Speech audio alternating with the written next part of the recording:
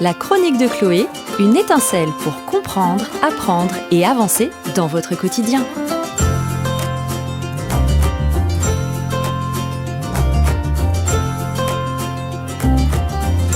Bonjour à toutes et à tous et bienvenue dans la chronique de Chloé, votre étincelle hebdomadaire pour comprendre, apprendre et avancer dans le quotidien.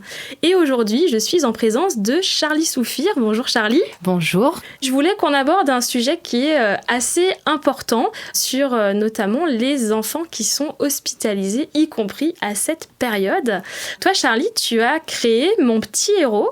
Tu es venu pour nous en parler. Avant ça, est-ce que tu peux te présenter ? Bien sûr, alors moi je m'appelle Charlie, j'ai 35 ans, j'ai 3 enfants.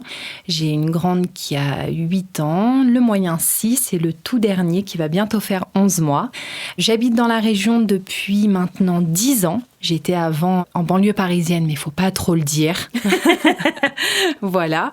Et j'ai donc décidé de créer Mon Petit Héros qui me vient en fait de ma fille. Parce que ma fille est née avec une malformation à la naissance, une malformation à la jambe. Et j'ai vu tous les obstacles que j'ai pu rencontrer pendant ces hospitalisations, ce qui m'a donné envie d'aider les parents pour qu'ils ne soient plus jamais seuls face à ces situations très délicates. Et oui, donc Mon Petit Héros, finalement, ce n'est pas une association, c'est plutôt, on va dire, une entreprise. Tout à fait. Toi, tu es entrepreneur. Tout à fait. Et tu vas conseiller, guider les familles. Alors, juste les familles Alors, c'est les familles, il y a les enfants et les parents dans mon accompagnement. Je suis... Si on veut mettre une étiquette à ce que je fais, je suis guide parental pour enfants hospitalisés. Ok. Voilà. Et je vais faire en fait un 360 dans la vie des parents qui vivent cela, surtout sur le plan administratif, c'est-à-dire que je leur enlève toute la charge administrative qu'ils peuvent avoir, remplir les documents, faire tous les dossiers qu'on leur demande quand il y a une hospitalisation qui est plus longue, plus lourde ou une maladie qui est plus importante. Je fais aussi les passages éclairs à l'hôpital et j'aide les parents à aller chercher le plus d'aide financière possible. Eh oui, parce que c'est une grosse problématique en fait. Alors, on sait tous, je pense, quand on est parents, les petits bobos des enfants, on se casse le bras, on va à l'hôpital quelques heures ou quelques jours. Mais quand il y a une pathologie, un accident, enfin voilà, je sais pas si tu... En fait, tu travailles avec toutes les personnes qui vont avoir une hospitalisation longue, finalement. Longue en tous les cas. Oui. Courte, mais aussi longue. Oui, parce que quand c'est court, en général, les parents arrivent à prendre quelques jours de congé ou d'arrêt. Tout à fait. Quand c'est long, eh bien, au début, on fait comme on peut, et puis ça s'éternise parfois pour certains, malheureusement, et on se retrouve sans ressources. Tout à fait. Et en fait, on se rend compte, enfin moi, du coup, dans mon parcours personnel et avec les personnes que j'accompagne, les médecins qui, eux, ont déjà monstre de travail, n'ont pas forcément le temps de vous dire, eh bien, il y a ce dossier à faire pour que vous puissiez avoir 2 ans de salaire maintenu pour pouvoir rester avec votre enfant pendant son hospitalisation. Il y a cette association qui va vous permettre d'avoir tous les médicaments qui ne sont pas pris en charge par la sécurité sociale ou votre mutuelle. Vous pouvez contacter cette association pour qu'elle puisse vous rémunérer et vous payer du coup une partie de vos médicaments. Il y a aussi les aides humaines que vous pouvez avoir pour garder la fratrie quand il y a des papa et maman solo. Oui. Voilà. Donc, tout cela, malheureusement, les personnes ne le savent pas. Les médecins n'ont pas le temps, la plupart du temps, de le dire. Et les assistantes sociales sont surbookées. Ouais. Voilà. En fait, c'est un peu la problématique, c'est que souvent les familles disent, ou l'entourage dit, mais va voir un assistant social. Oui, mais déjà où ? Je contacte qui ? Exactement. Et quand on leur dit, oui, il n'y a pas de souci, venez dans 6 mois. Et ouais, mais moi, je suis H24 à l'hôpital. C'est ça. Comment je fais ? Puis comment je fais parfois pour me libérer pour aller à un rendez-vous, parce que je ne veux pas laisser mon enfant qui souffre et tout seul à l'hôpital, même 1 heure. Donc c'est génial ce que tu as créé.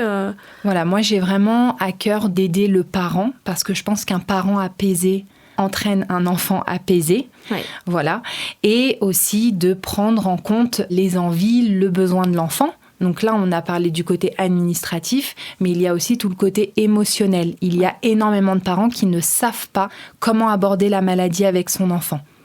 C'est-à-dire qu'ils se disent, on va minimiser ce qui va lui arriver pour qu'il n'ait pas peur. Sauf que quand vous dites à un enfant, ne t'inquiète pas, cette prise de sang, cet examen ne va pas te faire mal. Et que l'enfant arrive et ça lui fait mal, parce que ça fait mal. Et oui.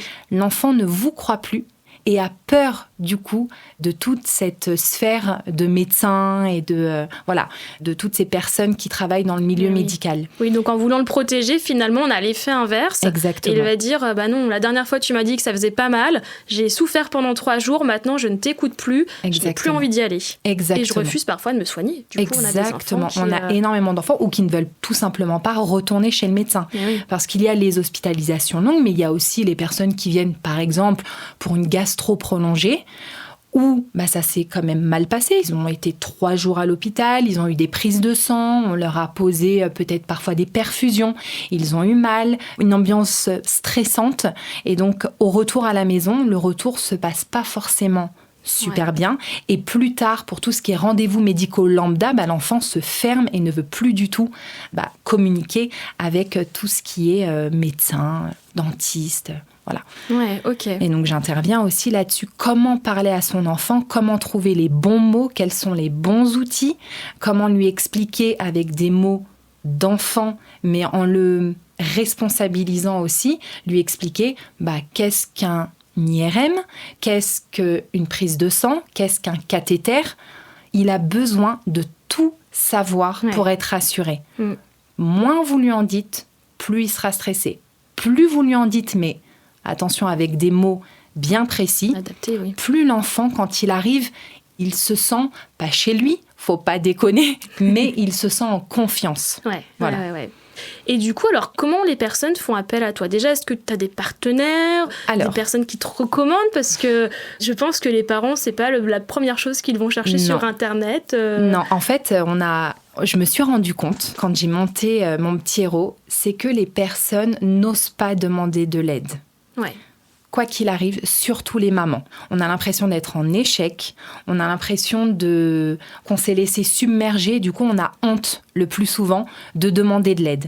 Mais moi, je vous le dis, demandez le maximum d'aide possible si vous pouvez vous le permettre. Et il y a plein de façons de se le permettre. Voilà, quand on a un problème, qu'on a mal au dos, on va voir un ostéo. Et là, c'est pareil, quand on a un souci avec l'administratif, qu'on se sent submergé, qu'on ne sait plus comment parler à son enfant de l'hospitalisation, c'est pareil en fait. Il faut savoir se faire aider pour ne pas se laisser déborder. Et donc, moi, je travaille avec plusieurs praticiens. Donc, il y a des sophrologues.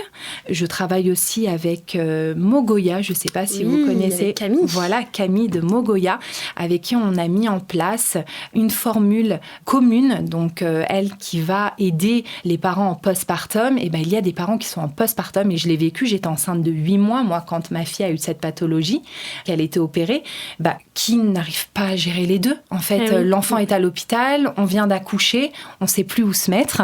Voilà. Donc la sophrologue, je ne sais pas si vous connaissez, c'est Orlan Éclosion aussi. Ouais. Et donc toutes ces personnes-là, il va y avoir aussi des thérapeutes, psychologues, voilà, tout ce qui n'est pas finalement dans mon domaine, je m'entoure d'un maximum de personnes pour accompagner vraiment en 360 toutes les personnes selon ce qu'elles ont besoin. Super. Voilà.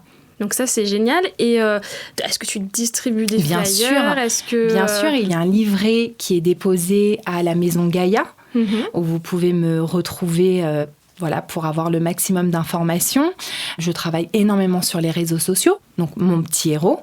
Voilà, sur Internet, quand vous tapez hospitalisation enfant, accompagnement, hospitalisation enfant, enfin voilà, tous ces termes-là qui tournent autour de l'hospitalisation, on retrouve aussi mon site. Et après, c'est vraiment du très personnel, c'est-à-dire qu'on me contacte, on fait un premier échange. Voilà, on est vraiment dans l'humain. Je fais vraiment un accompagnement humain avec les personnes. J'ai à cœur de les voir si je peux. Sinon, je fais beaucoup de visio pour les personnes qui n'habitent pas dans la région. Ça ne pose aucun problème. Et on échange. On a vraiment un espace de questions-réponses. Ils ont mon mail professionnel. Enfin, vraiment, je suis très attentive aux demandes des personnes qui... Et oui, pour répondre au mieux à leurs attentes et puis pouvoir les accompagner dans ces moments pas très facile. Tout à fait. Et puis, il y a une envie, un projet qui est un peu en cours. Je vous donne un petit...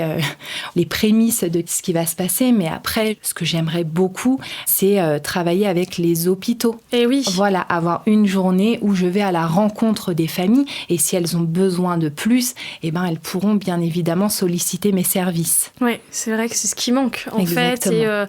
Et même, c'est ce que tu disais, même s'il y a des assistants sociaux dans les établissements de santé ou médico-sociaux, c'est pas toujours rapide parce qu'elles sont aussi submergées et du coup c'est un bon relais, moi je trouve. Voilà, j'ai envie de faire vraiment ce relais-là et en fait c'est vraiment né de mon expérience personnelle.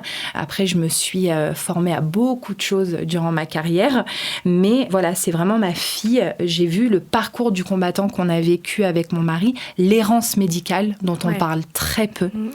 Et ça, moi je suis là aussi pour faire des dossiers, pour lutter contre l'errance médicale. Parce que ça retarde tout finalement et ça peut être dramatique dans certains cas de ne pas avoir le diagnostic ou le bon diagnostic. Exactement. Et quand ce n'est pas fatal, on va dire, ça reste quand même très... J'ai même pas le terme, mais en fait ça retarde la prise en charge et ça peut avoir des conséquences. Clairement, nous on a eu des vraies conséquences auprès de notre fille. Elle a été sous traitement par exemple pendant 1 an. Moi je savais pertinemment que ça n'allait pas, que ce n'était pas le bon traitement. On me soutenait que oui. Finalement, j'ai pris ma fille sous le bras, j'ai débarqué dans le cabinet sans rendez-vous. J'ai dit là maintenant, il faut faire quelque chose. On m'a dit, si vous voulez pas suivre le protocole, allez ailleurs. Et oui, mais on va où?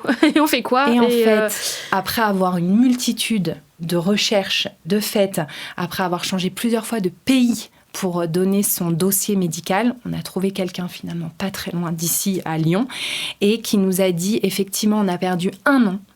Ça a détruit son genou, en plus de la malformation qu'elle avait. Et tout ça parce qu'en fait, parfois, on tombe pas sur les bonnes personnes. Oui, ou les personnes, en tout cas pas formées et qui n'osent pas non plus passer le relais à des confrères. Exactement. Et donc, du coup, il faut oser, il faut écouter son instinct maternel. Je parle beaucoup des mères, mais les pères ont leur rôle aussi à jouer, c'est très important. Et ça aussi, on le fait dans l'accompagnement, on replace un petit peu la place du papa, qui parfois est considéré dans l'équipe médicale comme le second. Ouais. Mais en fait, il a toute sa place. Voilà, on est 2. Les 2 sur le podium. Les 2 sur le podium. Première marche, Voilà, 2 mamans ou 2 papas, maman, papa et les parents solo, encore plus. Je suis là et il y a plein de possibilités. Merci beaucoup Charlie pour cette présentation et c'est un super service que je découvre, vraiment qui est utile, qui a du sens, donc vraiment n'hésitez pas à faire appel à mon petit héros. Merci à toutes et à tous pour votre écoute, on se retrouve la semaine prochaine dans la chronique de Chloé. Merci Charlie, bonne journée. Au revoir.